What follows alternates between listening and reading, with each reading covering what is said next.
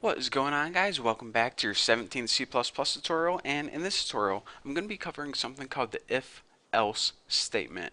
Now let's go ahead and first I want to build a basic if statement because an if-else statement is pretty much like an enhanced if statement. So let's go ahead and use the knowledge or the information that we learned in the last tutorial and build on it. So let's go ahead and make a simple program. We have a variable called age, and go ahead and set it equal to whatever your age is. Now go ahead and make a basic if statement. Now if you remember from the last tutorial, all an if statement does is it runs a simple test. If that test is true, it runs a bit of code. If that test is false, it doesn't do anything. So let's go ahead and test age. Say if age is greater than 60, let's go ahead and say cout, wow, you are old.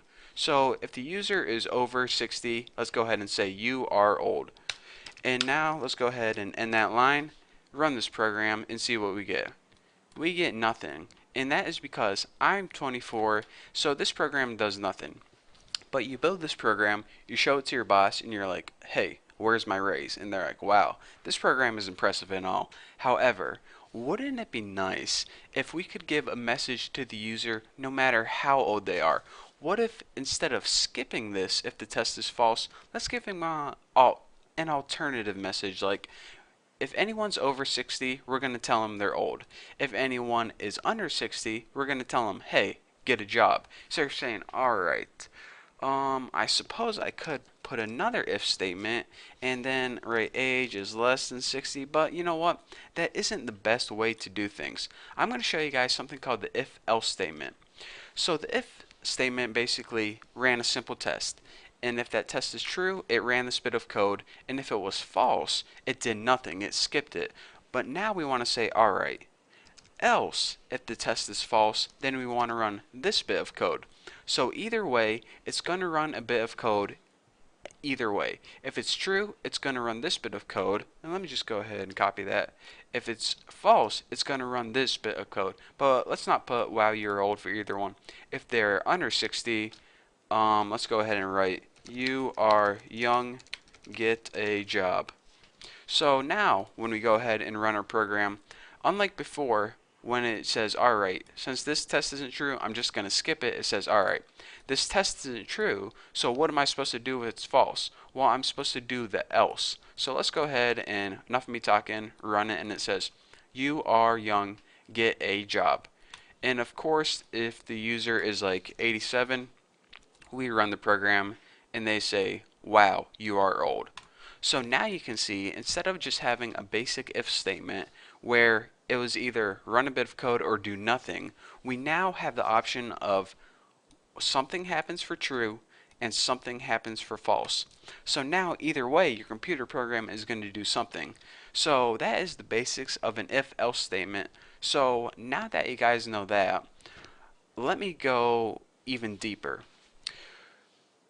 I said that you can go ahead and run a line of code inside an if statement. Well, you can also run multiple lines of code just by putting them under each other. So if we go ahead and we copy this, we can go ahead and paste it, paste it, paste it. It doesn't matter. You can go ahead and run it 4 times as long as it's in between those braces right there. So we're saying, alright, what if I wanted to do something like this?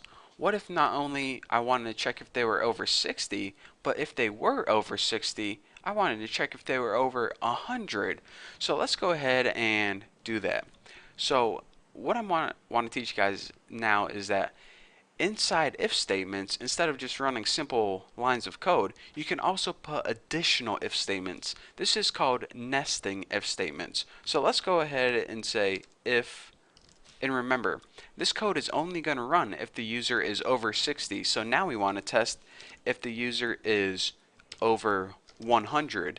And then we're going to write cout, why are you still alive? I know this is harsh, but hey, just trying to get the point across.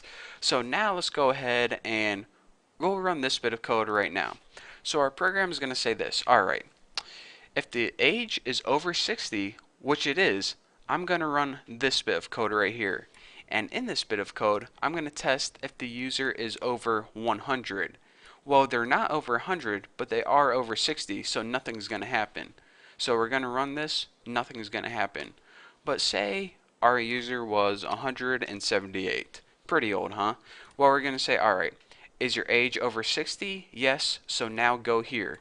Is your age over 100? Yes, it is. So now run this bit of code right here. And we're going to go ahead and run it, and it's going to say, why are you still alive? Because, come on guys, let's face it. If you're 178 years old, you should be dead. Just saying.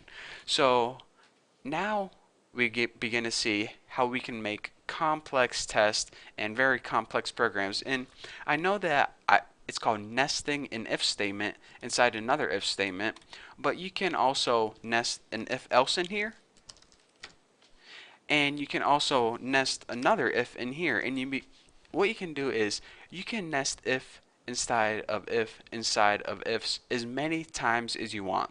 But say you wanted to test if the user was over 10, then over 20, then over 30, then over 40, then 50.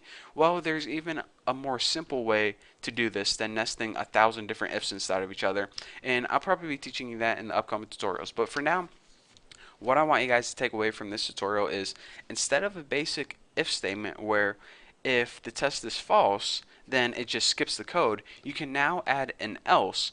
And what this does is it gives it an alternative choice. And also, aside from that, you can also nest if inside other ifs. So that way you can basically test two things, and if two things are true, run a bit of code.